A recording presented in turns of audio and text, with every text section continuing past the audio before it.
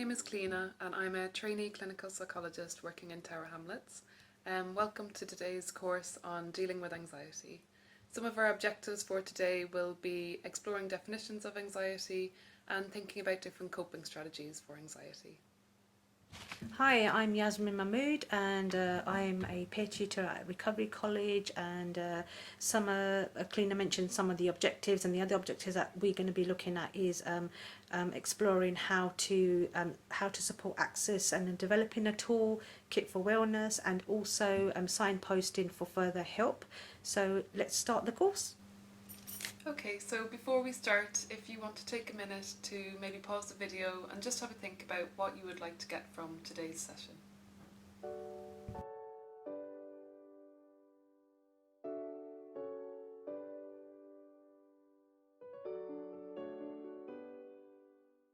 Because we're talking about anxiety today, let's take a moment and see how we're feeling today. Cleena, how are you feeling on a scale of 1 to 10 today? I think I'm feeling maybe about a 4 out of 10. I've never been on camera before, so I'm a little bit nervous. How about you? Yeah, I think I'll second that. I'd say about 6. So I've never filmed on YouTube, so it's first time for us. Yeah. Why don't you take a moment and see how you're feeling today on the scale of 1 to 10?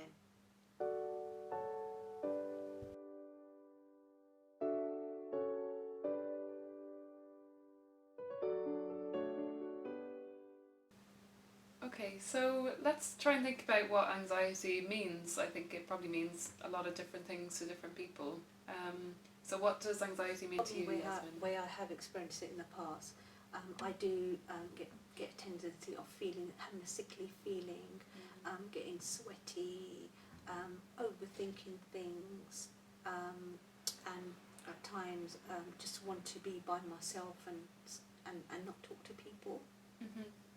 Yeah, some of mine are the same, and I sometimes notice that I'm not sleeping properly, or I can be quite irritable with people, or maybe I don't want to see friends that much, because sometimes I can overthink what they're thinking, and yeah, just sometimes feeling a bit sick in my tummy as well, and like a bit afraid.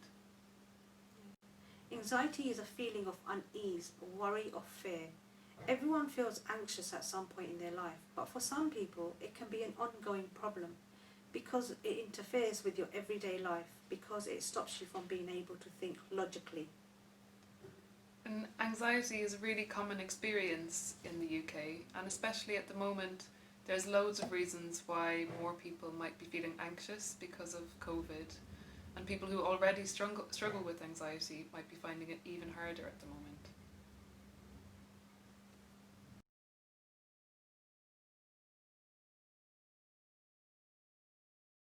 Anxiety can be adaptive as long as it's short-lived. It can boost energy levels, concentration and alertness, and improves brain and physical function.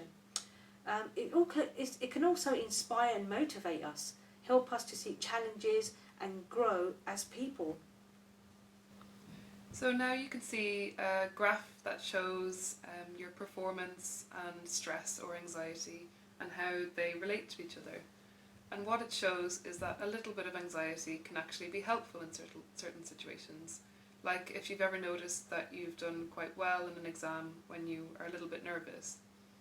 And it shows that on one side to the left, the total absence of stress means that your performance mightn't be very good. But also on the other side, to the right, you won't perform very well because your anxiety becomes too high and fear and panic can kick in.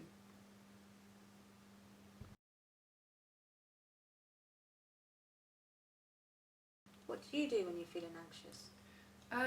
Well, usually I notice that the first thing that happens is I don't sleep very well. So I try and do some things to help me sleep better, like winding down a bit at night. And I also notice that I can become quite tense. So sometimes I do yoga. And I try and talk to friends and family and people close to me if I'm worried about certain things in particular. What do you usually do, Yasmin? What I tend to do is I also tend to reach out to friends. I've got a clear circle of friends that I can rely on and I can reach out to. Also tend to read a book or something that can take my mind off what I'm experiencing or what I'm going through, say with anxiety. But also I like to listen to music as well, try to relax myself. But at the same time, when I'm halfway through my anxiety, I do tend to try to see if I can change the context. So if I can see anything positive about why I'm feeling anxiety or that I can that I'm experiencing, so I try to look at the brighter side of things as well, not just the negativity. So we've discussed about things that we do, but there are other things that you may want to do if you are feeling anxious that may help you. One of them can be mindfulness, which is actually coming into the now and living in the moment and just looking at where I am sitting at presently. It could be talking to people, reaching out to your close friends, and also taking care of yourself. So also taking time out for yourself, just to have a bit of space to think and see what you can do. And also, building routines is quite important, because when we tend to feel really anxious, we tend to forget about the things that we used to do. So it's like building those structures back in, or an activity that you might want to learn, for example, something new that you might want to do. And key thing is sleep, because as you mentioned that you tend not to sleep, and sleep is very vital for our body. I know when I'm feeling anxious, I may or may not be able to sleep properly, but try to get as much sleep as you can if you can, and try not to overthink, because when you go to bed, don't try to take those thoughts with you. Yeah, and so some of the things that people find helpful are medication. Some people who struggle quite a bit with anxiety use medication prescribed by their GP or other medical professionals. Therapy can help some people, so talking therapies can help you to reframe some of the anxious thoughts that might be going through your mind, and examine them and challenge them, and maybe think about your anxiety in the context of your past, or some things you've struggled with before. A lot of people find exercise really, really helpful.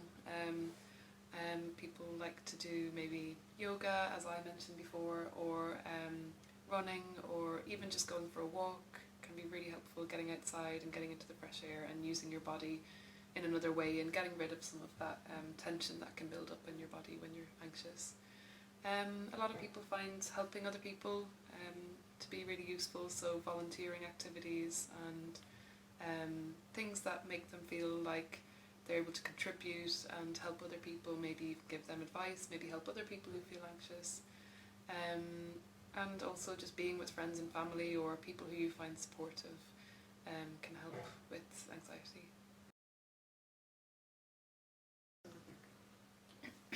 So we've just talked about strategies and ways of how we deal with anxiety, but let's try to put that in one place.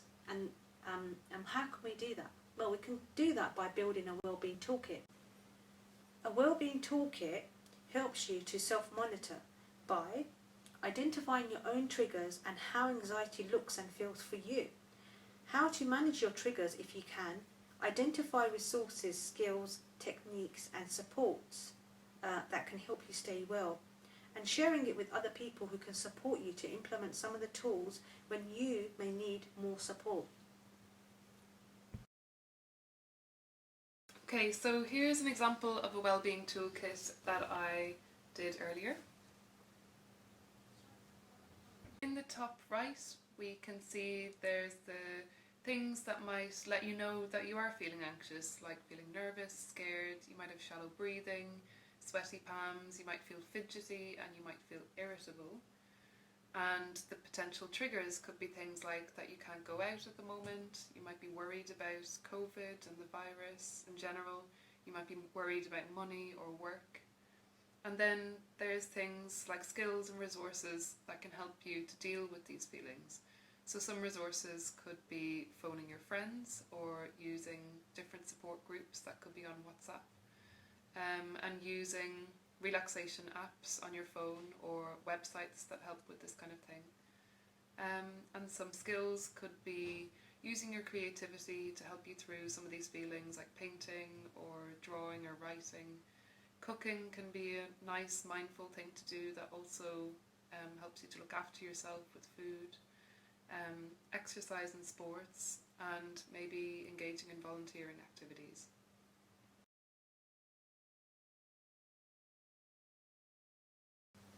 Okay, so some of the things we've talked about are good ways of supporting yourself, and building a wellbeing toolkit can be really helpful.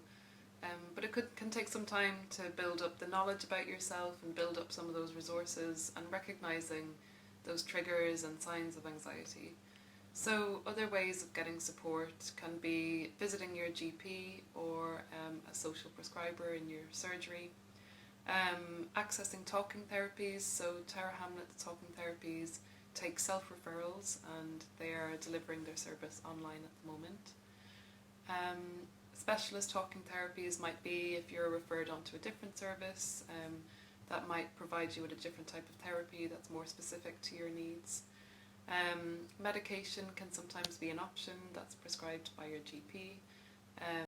Other useful resources that you can that are available to you is that we have the Recovery College here, where you can come and do courses around mental health and well-being, and also you can we also have a individual learning plan which discusses around your goals and aspirations that you may have, any concerns, any issues that you may have that you want to be addressed through these learning plans.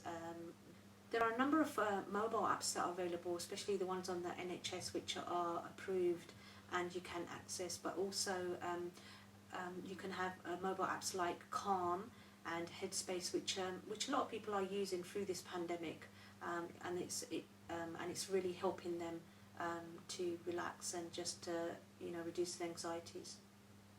Also, you can reach out to YouTube, a really good platform.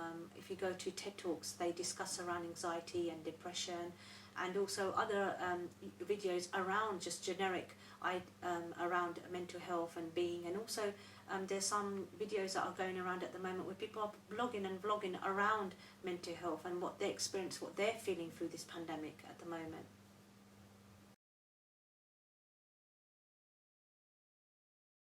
Okay, so before we finish, if you want to take a minute to think back to the start of the session and what you wanted to get out of it, and think about whether we've answered everything you wanted to know.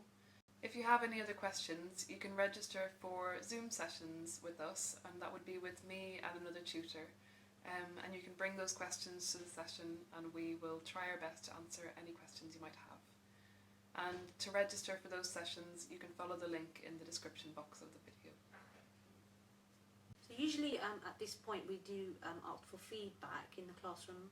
However, we've put an online version in the description box, and we'd really appreciate if you can fill in that, because obviously it's the first time that we're doing this, so it'd be quite good to know your feedback and see how we can improve this in the future. Okay, so that's the end of the session. Thank you so much for coming along and giving us your time and for engaging with this course on dealing with anxiety. I hope you found the session beneficial, and we hope to see you at the Zoom session. And if you've got any questions or anything that you want to that you have concern for, then contact the college. Thank you. Bye.